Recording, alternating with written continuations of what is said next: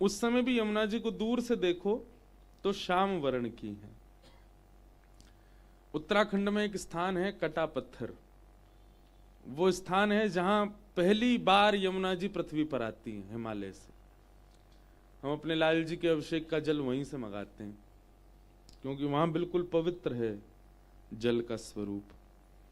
वहां भी यमुना जी श्याम वर्ण की हैं। दूर से देखो तो ऐसा लगे कि सांवली सांवली यमुना जी बह रही हैं। दुनिया ने कहा कारो कारो यमुना जी रो पानी लागे, कोई कहे यमुना जी श्याम वर्ण की, पर हमारे साईं क्या कहते हैं? जब पहली बार वृंदावन आए और वृंदावन आकर के जब यमुना जी को साईं ने देखा तो साईं कहते हैं ऐसा लग रहा है जैसे मानो नंद नंदन स्नान करके गए हैं और अपना श्याम वर्ण छोड़ गए। ऐसा लग रहा है मानो उनकी आह्लादनी है श्री यमुना जी, उनकी पटरानी है श्री यमुना जी। यमुना जी में श्याम वर्ण को साईं देख करके कहते मानो ऐसा लगता है कि अपनी आह्लादनी को, अपनी पटरानी को श्याम ने हृदय से लगा रखा है।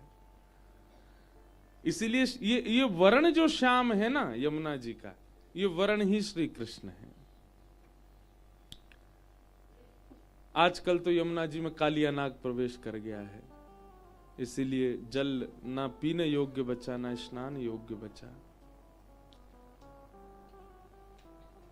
हम साईं की दृष्टि की बात कर रहे हैं। भगवत रसिक संतों की, एक पहुंचे हुए संतों की दृष्टि कैसी होती है? वो हर स्थिति में कोई ना कोई भाव देख लेते हैं, वो कहीं ना कोई भाव का दर्शन कर लेते हैं। अब कल मेरे मन में कहा आ रो, मैंने कि साईं ने दोनों ओर युगल सरकार बैठा रखे हैं, गोदी में भी दो बालक बैठते हैं, तो यहां बैठे, पर आप साईं को गौर से देखो तो वो यहां नहीं बैठे, यहां बैठे हैं बिल्कुल वक्ष पे, पीछे अड़ के। मैंने कि बीच की जगह का खाली करी। मैंने कि साईं को पता था एक दिन गिरधर लाल जी बैठेंगे। इसलिए मध्य की गोद खाली है। हृदय से लगा करके ऐसे करके बैठे हैं प्रियालाल जी को। और मध्यस्थ क्यों खाली है? बोले क्योंकि कल लाल जी बैठे तो लगा कि खाली स्थान पूर्ण हो गया। और ऐसी दृष्टि भी भगवत जनों के आश्रय में आकर के और सुदृढ़ हो जाती है और दिखने लग जाती है, मिल जाती है।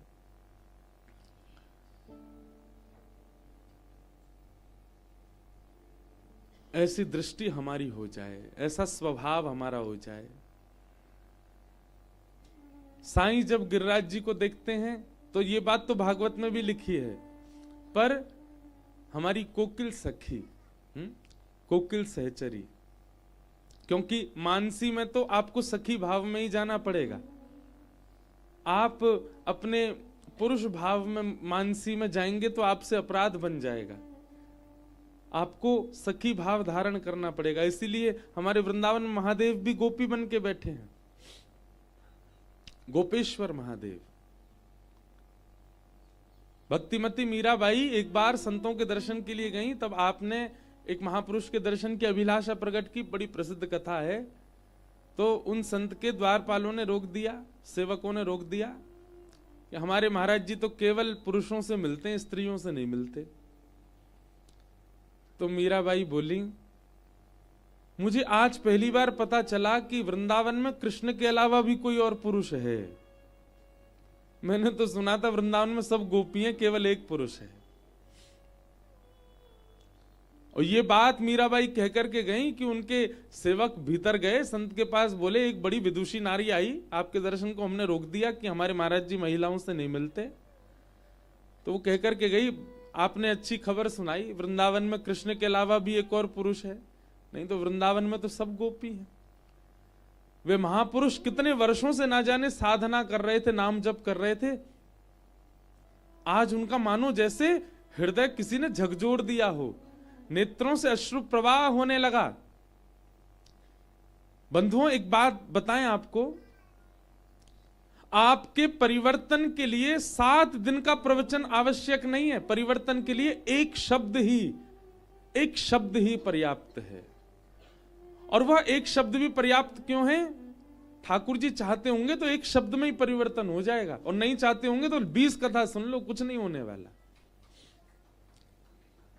सुन लो, ताली नहीं बजाओ, सुन लो बस। कई बार किसी की मृत्यु नहीं होती तो महाराज भयानक एक्सीडेंट से भी बच के निकल आता है, और किसी की मृत्यु आई होती है तो नहाते नहाते साबुन पैर के नीचे आ जाए तो मर जाता है। तब हम लोग क्या मान लेते हैं कि ठाकुर जी चाहते थे कि ये जीवित रहे, इसलिए इतने भयावह एक्सीडेंट में भी बच गया, और ठाकुर जी नहीं चाहते थे जीवित रहे, तो एक खांसी में भी अटैक पड़ जाता है लोगों को। ठीक वैसे ही परिवर्तन करने के लिए अगर ठाकुर जी चाहते होंगे कि इसमें परिवर्तन हो, तो किसी व्यक्ति की एक वाणी, एक शब्द पर्याप्त है। और ठाकुर जी नहीं चाहते किसी का परिवर्तन हो, तो 20 साल से कथा सुनना है फिर भी परिवर्तन नहीं होता।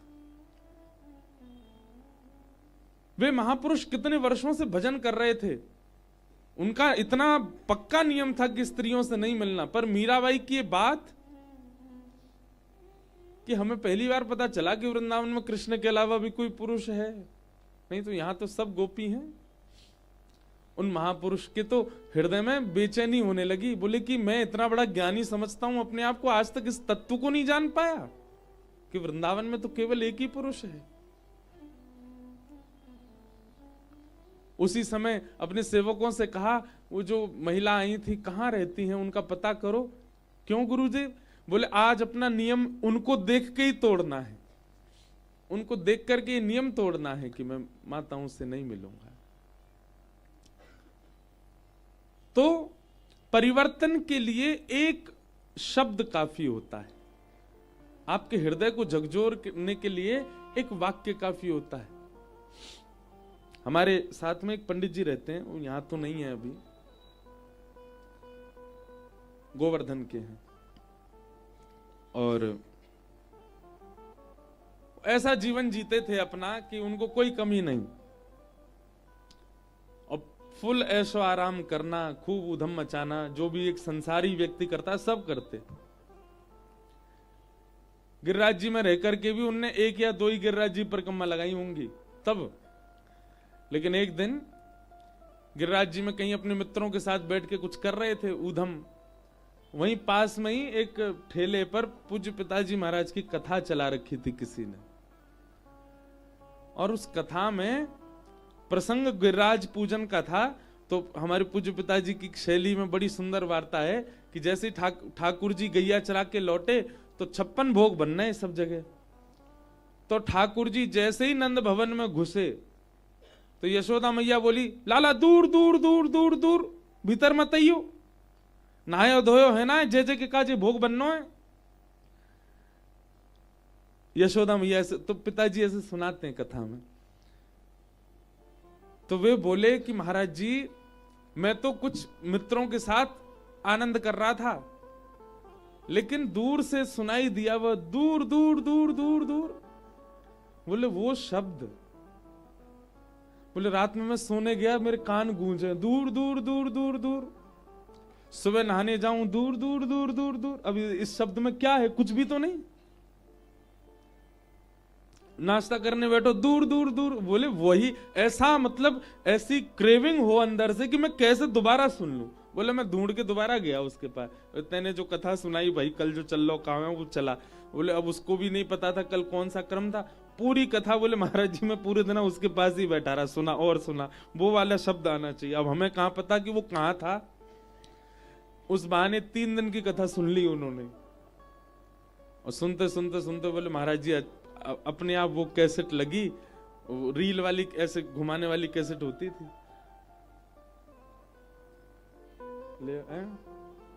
लो महाराज जिनकी बात है रे वही आ गए।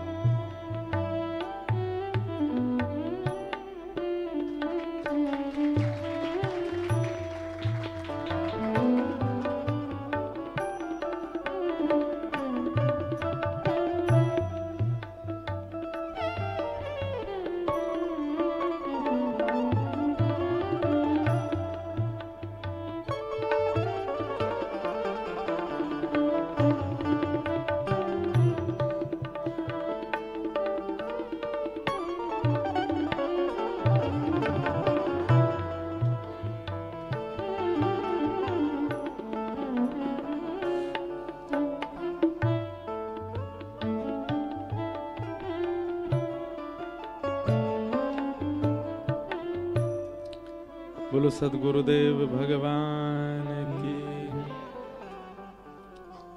जिनकी चर्चा कर रहे वही पधारे हैं। बधाई हो,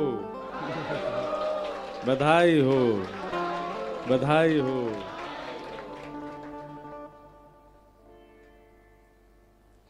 परम सौभाग्य है कि साईं के इस आंगन की कथा में पूज्य गुरुदेव भगवान का आगमन हुआ। पूज्य पिताजी महाराज पधारे हैं। हम दोनों का भी बहुत कम मिलना हो पाता है। अभी आप जानकर के भी आश्चर्य होंगे, पिछले 6 दिन में भी हम दोनों बहुत कम मिले। क्यों? परसों तक आपकी कथा होडल में चल रही थी, तो सुबह ही आप निकल जाते थे। जब तक मैं सेवा करके नीचे तक आता तब तक पिताजी गए, फिर यहाँ से कथा करके जब जाता तब मिलते शाम को। और फिर आप भी थके, हम भी थके, दोनों सो जाते।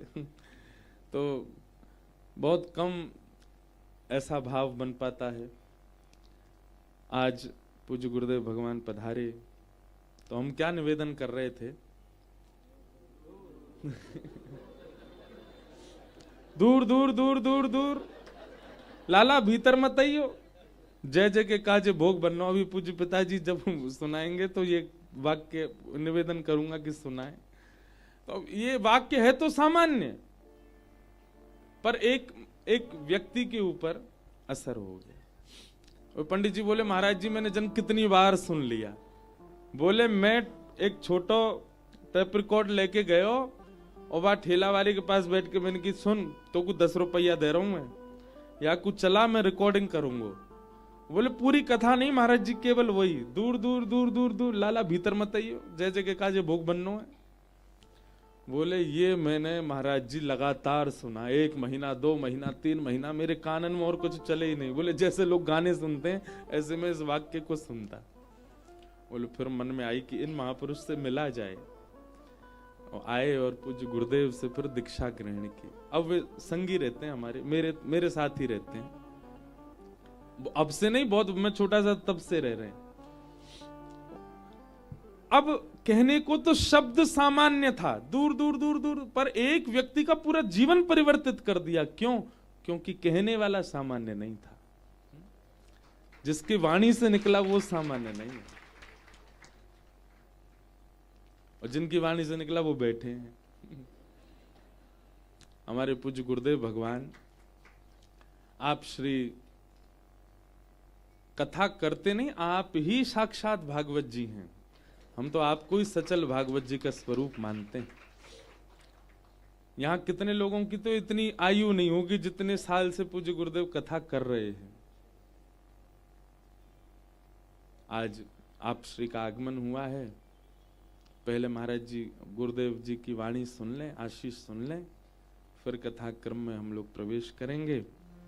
क्योंकि फिर कथा में मैं घुस जाऊं भी तो आंख बंद रह जाए, और फिर आपको कहीं जानो भयो तो कैसे होएगो। तो पहले आप श्री की वाणी सुन के और फिर हम आगे के क्रम में प्रवेश करेंगे।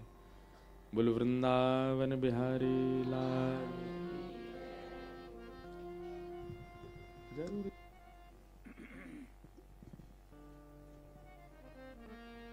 श्री हरि। अस्ते स्वस्तरुणी कराग्र विगलत कल्प प्रसूनाप्लुतम् वस्तो प्रस्तुत वेणुनादल हरि निर्बाण निर्व्याकुलम् स्रस्त निबद्धनी बिबिलसत् गोपी सहस्रावृतम् हस्तन्यस्तनतापवर्गमखिलो दारं किशोराकृतिः वसुदेव सुतं देवं कंसचाणूरमर्दनं देवकी परमानन्दं कृष्णं वन्दे जगद्गुरुम्। अज्ञानतिमिरान्धस्य ज्ञानाञ्जनशलाकया चक्षुरुन्मीलितं येन तस्मै श्रीगुरवे नमः।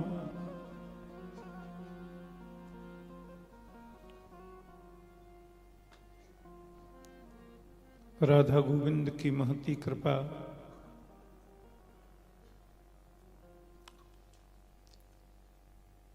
महापुरुषों की अनंत कृपा,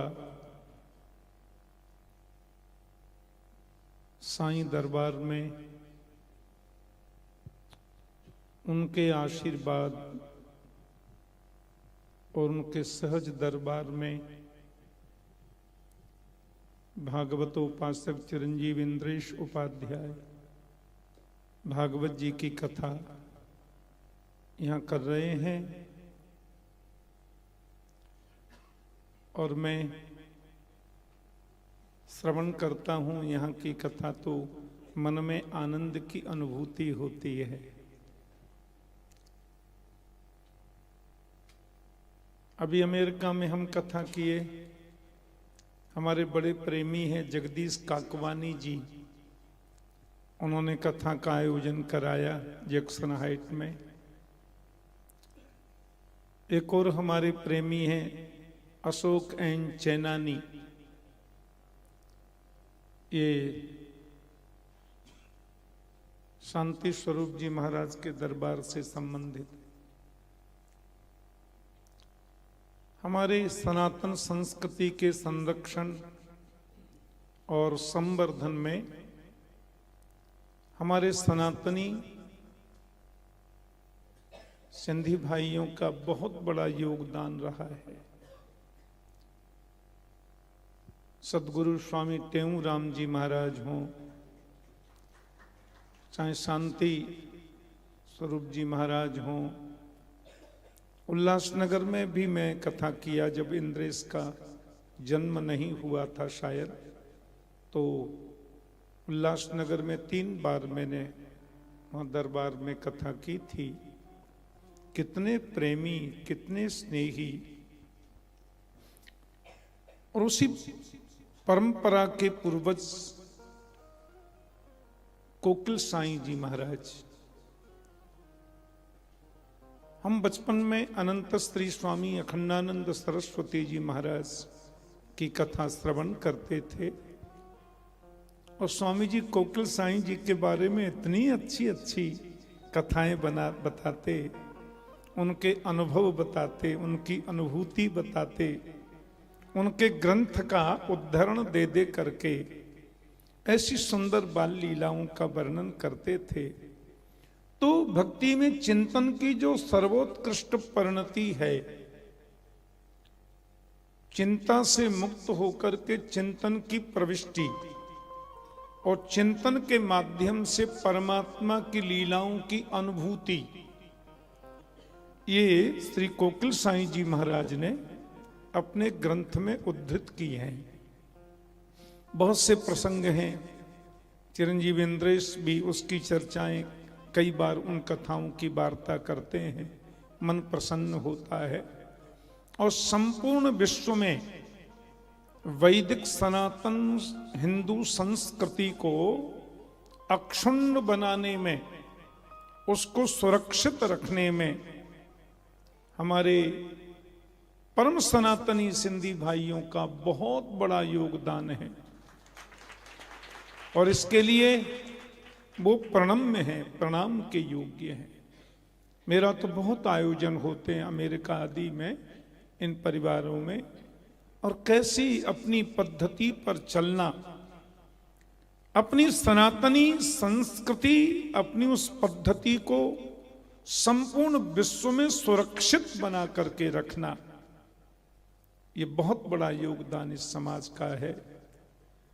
और उसी में हमारा ये पवित्र दरबार है, साईं अम्मा का दरबार। यहाँ आप सब लोग कथामृत का पान कर रहे हैं और आज तो गोविंद की बाल लीलाएं चल रही हैं।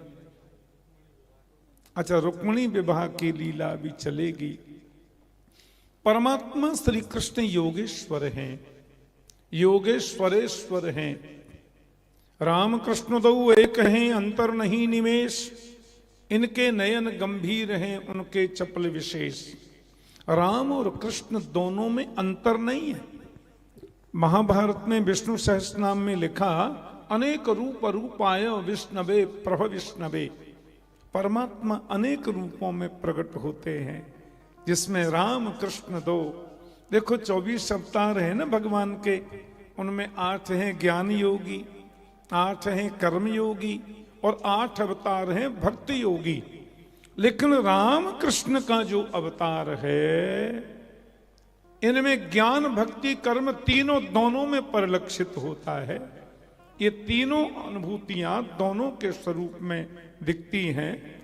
और उसमें कल तक जो आप श्रवण कर रहे थे भगवान योगेश्वर की बाल लीलाएं, ब्रज में जो कृष्ण ने बाल लीलाएं की, ये तो पूर्ण योगेश्वर की लीला है। भागवत शास्त्र कहता है कि राम ने जो किया है वो करो, कृष्ण ने जो कहा है वो करो, तो जीवन सफल बनेगा। और कृष्ण में भी, कृष्ण लीलाओं में भी जो उनकी बाल लीलाएं हैं, ब्रज की लीला, जन्म से लेकर 11 वर्ष और 56 दिन तक की कृष्ण ने जो ब्रज में लीलाएं करी, वो तो पूर्ण योगेश्वर की लीला है, वो तो पूर्ण भगवान की लीला है। उसमें एक भी लीला मनुष्य जीवन में उतार नहीं सकता। प्रातःकाल उठ के रघुनाथा, मात पिता गुरु नावहि माथा, भगवान राघवेंद्र मर्यादा पुरुषोत्तम राम प्रातः उठते तो माता पिता गुरुजनों को प्रणाम करते हैं। ये काम हम कर सकते हैं कि नहीं? हर मनुष्य कर सकता है कि नहीं? सवेरे उठो, माता पिता गुरुजनों को प्रणाम करो। लेकिन 7 दिन का कृष्ण पूतना को मारता है। ओनली 7 days, 7 दिन का कन्हैया उस पूतना का उद्धार करते हैं राक्षसी का, जिसमें 10,000 हाथियों का बल है। ये कोई मनुष्य कर सकता है? नहीं कर सकता, सामर्थ्य नहीं है। 6 महीना का कृष्ण शक्तासुर को मारता है। 3.5 वर्ष के कृष्ण के ऊपर बड़े बड़े विशाल वृक्ष गिर जाते हैं। अघासुर, बकासुर, व्योमासुर, अरिष्टासुर, कैसी, धैनुकासुर, बड़े बड़े राक्षसों का उद्धार करता है। और केवल 7 वर्ष का कृष्ण 7 कोस लंबे चौड़े गिरिराज पर्वत को अपने बाईं हाथ की 1 उंगली पर धारण, ये कोई मनुष्य कर सकता है? तो कृष्ण की जो बाल लीलाएं हैं वो चिंतन की लीला है, वो चिंतनात्मक रीति से भजन करने योग्य लीलाएं जीवन में उतार नहीं सकते आप। उतारेंगे तो नष्ट हो जाएंगे, उतारेंगे हम तो खत्म हो जाएंगे। ईश्वराणाम वचः सत्यम तथैवा चरितम क्वचित। लेकिन ब्रज की लीलाओं के बाद जब कृष्ण ने कंस आदि का उद्धार किया और गुरुकुल में पढ़ने जो गए, उनमें से कुछ लीलाएं कृष्ण की जीवन में उतारने योग्य हैं। जैसे भगवान गुरुकुल में अध्ययन करने गए, सरहस्यम धनुर्वेदम धर्मा न्याय पथांस तथा तथा चान्वीक्षिकिम विद्याम राजनीतिम च सद्विधाम। भगवान ने रहस्यों के साथ में धनुर्विद्या का अध्ययन किया, राजनीति को जाना, 6 प्रकार की राजनीति का अध्ययन किया, धर्म नीति, राजनीति, आहा, सबका उन्होंने अध्ययन किया और उसको फिर प्रचारित किया। जन जन में कैसे हम लोग रहें। भगवान कृष्ण रोज सवेरे उठते, अपने माता पिता और गुरुजनों को प्रणाम करते। द्वारिका में कृष्ण की लीलाएं रुक्मिणी विवाह के उपरांत सब जीवनोपयोगी हैं, सब जीवन में उतारने योग्य हैं। तो वहां है वो योगेश्वर। ब्रज की जो लीला कृष्ण की है वो परमात्मा की लीला है, योगेश्वर की लीला है। और रुक्मिणी विवाह से लेकर के जो ये लीलाएं हैं, इसमें प्रभु मानवीय गुणों का दर्शन कराते हैं, मनुष्यत्व की शिक्षा देते हैं। मनुष्य कैसे रहे, किस प्रकार जीवन यापन करे, धर्म क्या है, धर्म नीति क्या है, शास्त्र नीति क्या है, भक्ति का स्वरूप क्या है। फिर गीतोपदेश के माध्यम से गीतोपनिषद में कृष्ण ने उसकी व्याख्या की। अच्छा, एक बात, नारायण सर्वोच्च सत्ता का नाम है। नारायण सर्वोच्च सत्ता है, लक्ष्मी जगत धात्री जगन माता है। और वही नारायण जब त्रेता में राम बनकर के पधारते हैं, तो वही माता लक्ष्मी त्रेता में श्री जानकी सीता जी के रूप में पधारती हैं। और वही नारायण राम जब द्वापर में योगेश्वर कृष्ण के रूप में पधारते हैं, तो वही पराम्बा जगदम्बा भगवती लक्ष्मी जानकी जी यहाँ पे रुक्मिणी के रूप में पधारती हैं। तो नारायण की पत्नी लक्ष्मी, राम की पत्नी श्री सीता जी जानकी जी, और कृष्ण की पत्नी श्री रुक्मिणी जी। तो राधा कौन है? पर राधा क्या है? बोले राधा तो कृष्ण ही है, और कृष्ण ही राधा। राधा कृष्ण स्वरूपाम्बई कृष्णम राधा स्वरूपिणम कलात्मानम निकुंजस्थम गुरु रूपम सदा भजे, ऐसा लिखा है। अच्छा, हमारे वृंदावन का लाडला ठाकुर बांके बिहारी का दर्शन करने सब लोग जाते हैं ना। वृंदावन के सप्त देवालय हैं। इंद्रेश की जो पवित्र रचना 15 अप्रैल 2023 में जिसकी रचना हुई गांधी धाम कच्छ में, श्यामा हृदय कमल सो प्रगट्यो श्याम हृदय को भाई वृंदावन प्यारो वृंदावन, उसमें सप्त देवालयों के प्राकट्य की कथा बताई है। कौन कौन महापुरुष ने किन किन रूप में प्रभु को प्रकट किया। उसमें हमारे यहाँ ये सप्त देवालयों में 3 ठाकुर ब्रज के लाडले तो सातों ही है, एक ही है सातों, पर 3 का महत्व खूब बढ़ गया है। बांके बिहारी जी, श्री राधा वल्लभ लाल जी और श्री राधा रमण देव जी। बिहारी जी के मंदिर में राधा रानी कहाँ है बताओ? श्री किशोरी जी का गद्दी लगी है और उनकी भ्रकुटी विराजमान है। राधा वल्लभ लाल जी के मंदिर में राधा वल्लभ लाल, राधा तत्व की प्रधानता, उसमें भी भगवान की बराबर में राधा रानी की प्रतिमा नहीं है। वहां भी किशोरी जी की गद्दी भ्रकुटी विराजमान है। और राधा रमण जी तो सालग्राम से प्रकट हुए, इतने से तो हैं। वहां बगल में किशोरी जी, तो श्री गोपाल भट्ट जी महाराज, चाहे श्री हरिवंश स्वामी, चाहे श्री हरिदास जी महाराज, तीनों का ही मानना कि बिहारी जी के हृदय में राधा रानी विराजती हैं, राधा वल्लभ लाल के हृदय में किशोरी जी विराजती हैं, और राधा रमण देव के हृदय में किशोरी जी विराजमान है। राधा कृष्ण स्वरूपाम्बई, कृष्ण ही राधा, राधा ही कृष्ण। और देखो रुद्रयामल गोपाल सहस्रनाम में लिखा, तस्मात् ज्योतिरभूत द्वेधा राधा माधव रूपकम, एक ही ज्योति 2 रूपों में दर्शन दे रही है, राधा और माधव, माधव और राधा दोनों एक ही हैं। राधा ही कृष्ण है। ये तो भक्त वांछा कल्पतरु है ना। अपने रसिक जनों को, अपने प्रेमी जनों को दर्शन देने के लिए 2 रूप में दर्शन देते हैं, राधा माधव, माधव राधा। वस्तुतः दोनों एक हैं। ये हमारी ब्रज उपासना की पद्धति है। तो हमारे योगेश्वर गोविंद का विवाह रुक्मिणी जी से हो रहा है।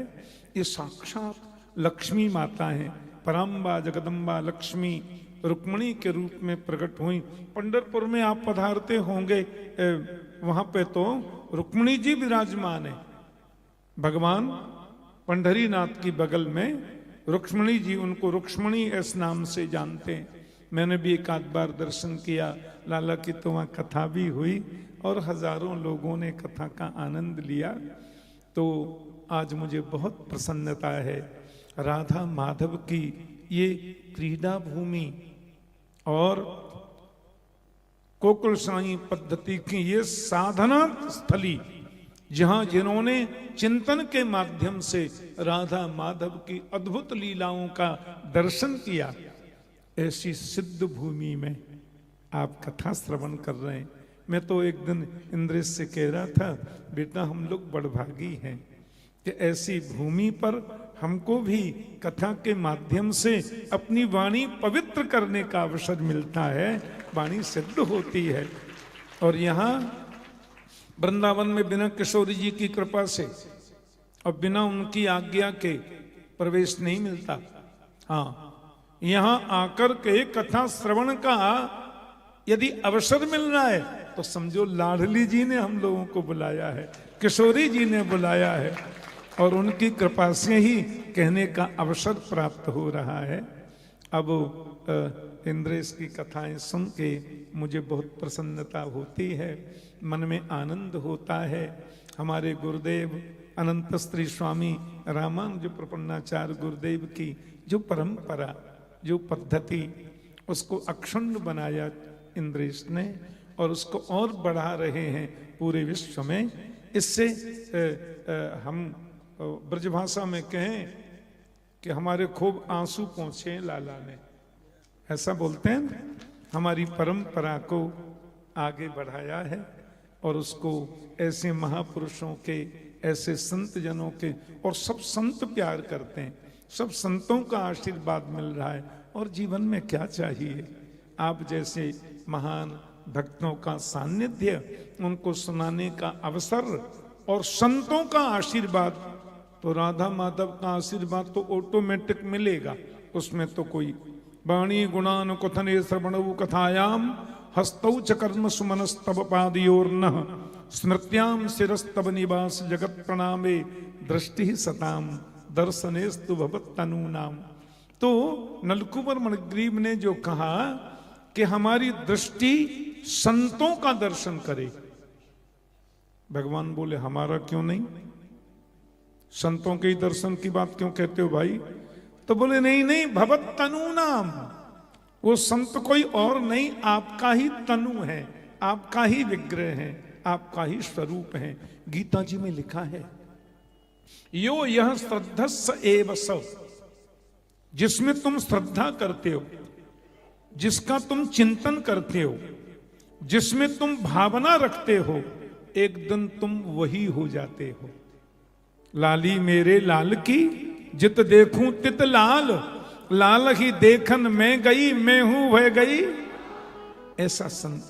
तो ये साईं दरबार, हमारे साईं जी साक्षात भगवान के भक्त ही नहीं, भगवत रूप थे, भगवत स्वरूप हो गए। ऐसे दरबार में बैठकर कथा करना, कथा सुनना, दोनों ही आनंदप्रद है, भगवान मिलन की अनुभूति कराने वाला क्षण है। और हमारे दरबार के जितने सेवक हैं, हमारे दोनों भाई और इनके पूज्य पिताश्री, सबके प्रति बहुत बहुत शुभकामना, बहुत बहुत मंगल कामना। आप सब लोग यहाँ बैठकर और निरंतर भागवतामृत का पान कर रहे हैं, आप सबके प्रति भी बहुत बहुत शुभकामना। राधा माधव की साईं के साथ में आप पर कृपा बरसती रहे, आपको साईं की भी कृपा मिले, राधा माधव की कृपा मिले, क्योंकि सब एक ही तो हैं। ऐसी मेरी प्रभु से प्रार्थना। सर्वे भवन्तु सुखिनः, सर्वे सन्तु निरामया, सर्वे भद्राणि पश्यन्तु, मां कश्चित् दुःखभाग् भवेत्। जय श्री कृष्ण।